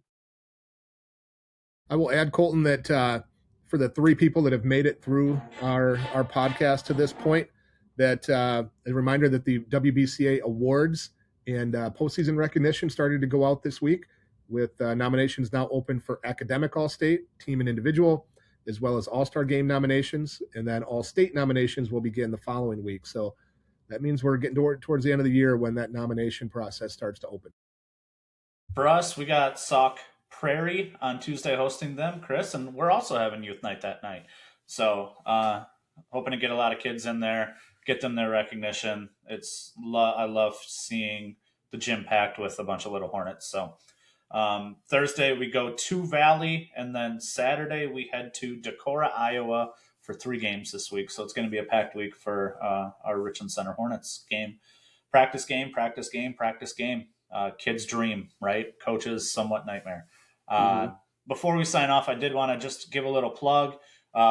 Richland, I am putting on a basketball tournament in Richland Center for 4th through 8th grade levels, boys basketball, on February 28th. If you've made it this far and you're interested, shoot me a DM and getting your levels in. We'll have 4 teams at each level, just a quick little round robin tournament, and make it pretty fun. We don't charge an arm and a leg, and I think we do a good job of getting the gym pretty filled up. So, Colton, are you saying that you're forfeiting hosting a regional final game that day? That's girls. Is that girls? Okay, yes. Never mind. And no comments then on that. Well, Richland Center hasn't won a regional championship in over 35 years. I think it's actually 40 years. 76. Okay. More than that. 76. Yep. All right. With that being said, Trav or Chris, sign us off. Let's get out of here. Baseline.